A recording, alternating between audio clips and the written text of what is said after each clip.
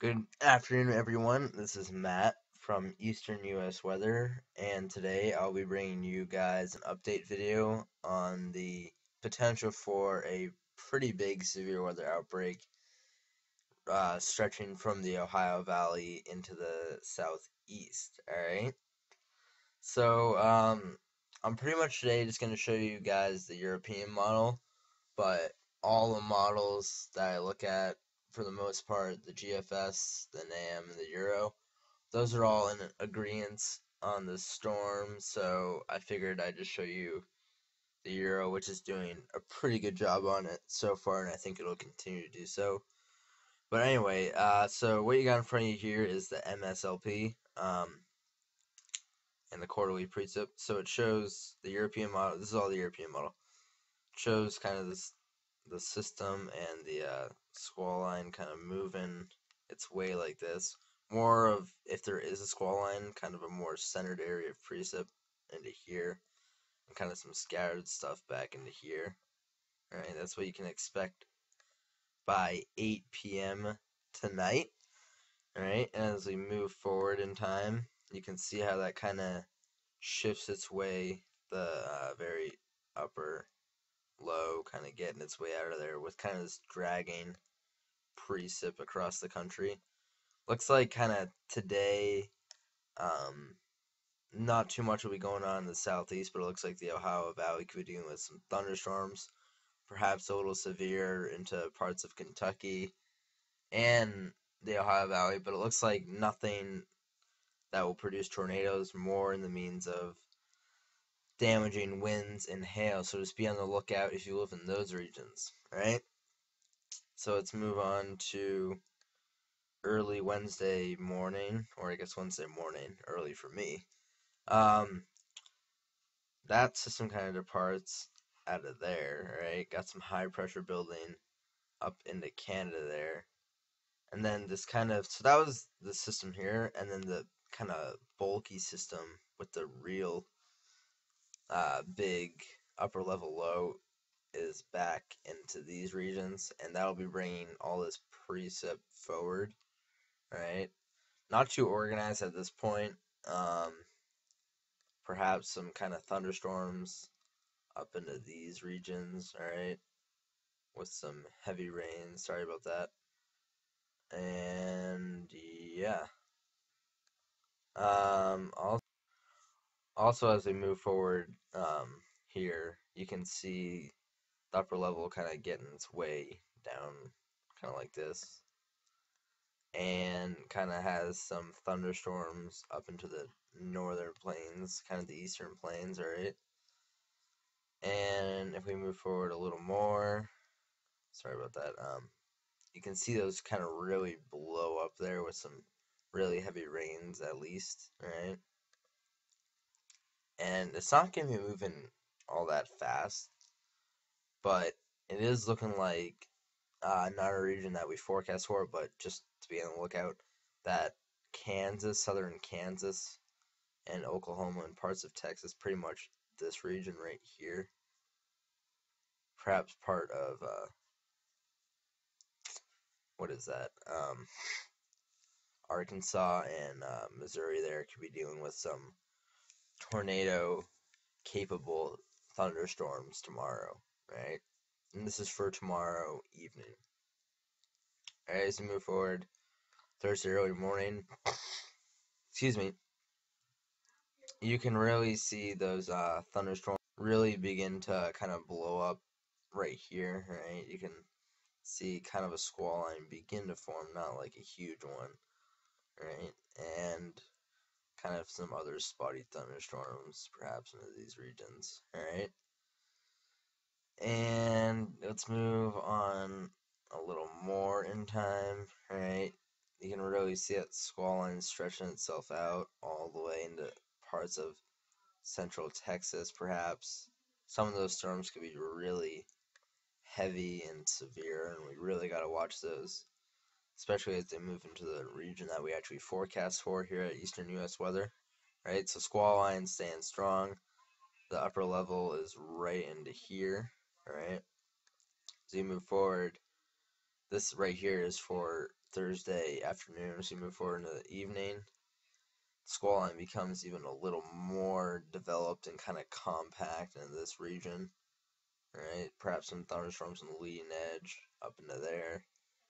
Right, move forward a little more, still holding strong into Friday. Right, but now Friday morning, you can see as that upper level low kind of takes a track like this. Oh, sorry about that. Like that, you can see it kind of begin to tap less Gulf air, which is kind of feeding the thunderstorms, and kind of just move forward there. All right. So as we move forward a little more here, you can see that squall line really kind of begin to diminish. All right. As you look down to the precip totals, they kind of get less and less. All right. Squall line diminishes into Friday. But Friday is still a day to watch with some gusty winds and possible hail moving into the northeast, alright? And you can see that gets its way out of there, finally. Alright, so now I'm going to show you guys the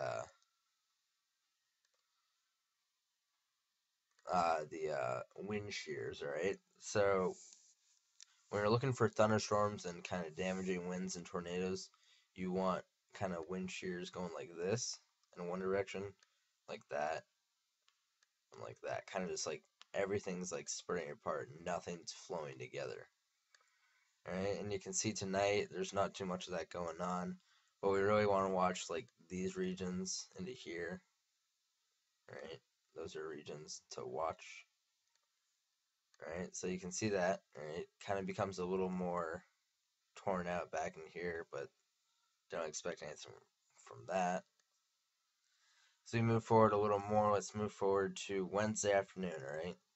And look at this right here, right? You got winds coming up here like this, and you got winds coming down here like this, and then you kind of have this big open gap right here, right? And look at that, and the winds just don't know where to go. They're torn between these two main things right here, and that's centered right over Oklahoma and Texas, so that's pretty likely tomorrow afternoon for tornadoes and definitely some very severe thunderstorms, right?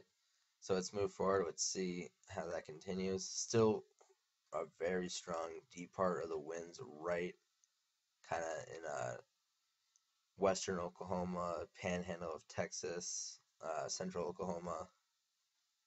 All right, as we move forward some more, you can see that kind of shift down to Oklahoma City early Thursday morning. And you can see it. These are really strong wind shears up into these regions, and really strong down here. And just the breaking apart of these just creates a lot of disturbance in the atmosphere in the upper levels. All right, let's move forward some more. You can really see them shearing down like that, and then a big change right into there like that. All right, like that. So a lot of wind shear going on. Okay, so yeah. All right, so let's move on. This is Thursday, so could see that kind of squall line. The squall line also is going to be associated right into here, so you can kind of see how that follows the jet stream. You can kind of see it, the dip in the jet stream right like that. All right, so let's move forward some more into Friday. And you can kind of see, as I was showing you before, how the squall line's kind of getting apart. Kind of some winds breaking off this main chain right here of winds, kind of going like this and doing their thing up into here. You can kind of see those lines. Not nearly as strong of a direction like that and like that.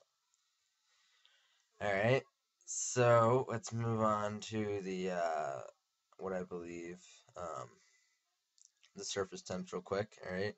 You can kind of, excuse me, sorry about that. You can see that pretty much, I'll just take you through. They'll be warm. They'll be good for thunderstorms, alright? And there's a pretty steep gradient, especially as we move into Wednesday right into this region, which is the region we want to watch the most here as we move forward, alright? So it's going to be very warm in parts of Texas. I mean, really in all regions of the South, it's going to be quite a mild and hot day tomorrow, right? Thursday is quite similar, a very, very steep gradient in the temperatures right here. You can see 75, 80 degrees right in Louisiana, and just probably, I would guess that's 50 miles, getting close to 50. So, and that's at the same time period. So it's going to be thunderstorms firing up there for sure. All right, and kind of you can see that really warm Gulf moist air working its way up into those regions like that. And Friday, you can see how the temperatures kind of cool down a bit.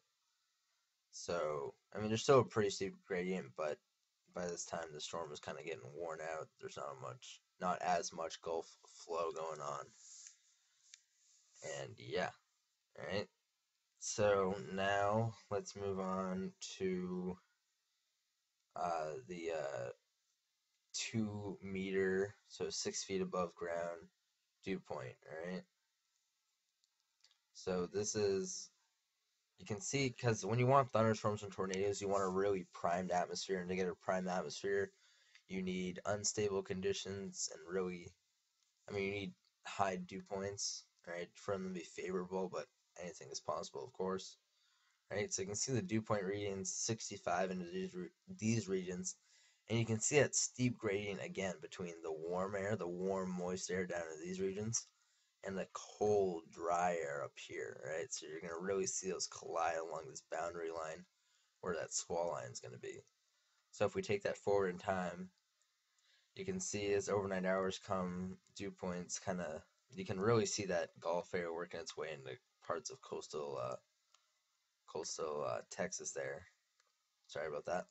Um, to move forward a little more, very prime still, right?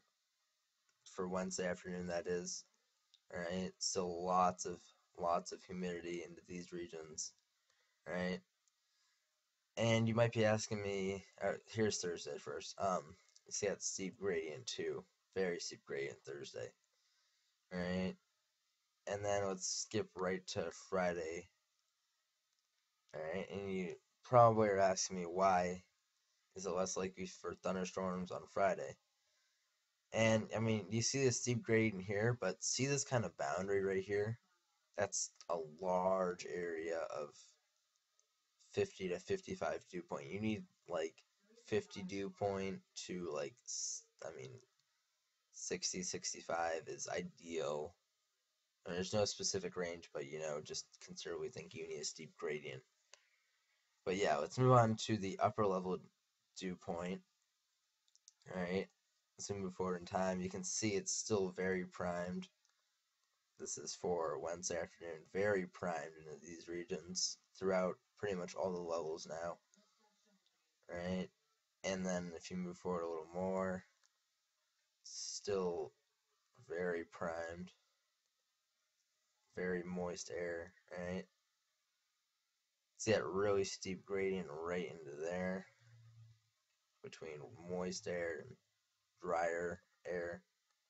And then Friday, you can see kind of there's not as much disturbance. There's kind of a lot of disorganization, but it's not the right disorganization.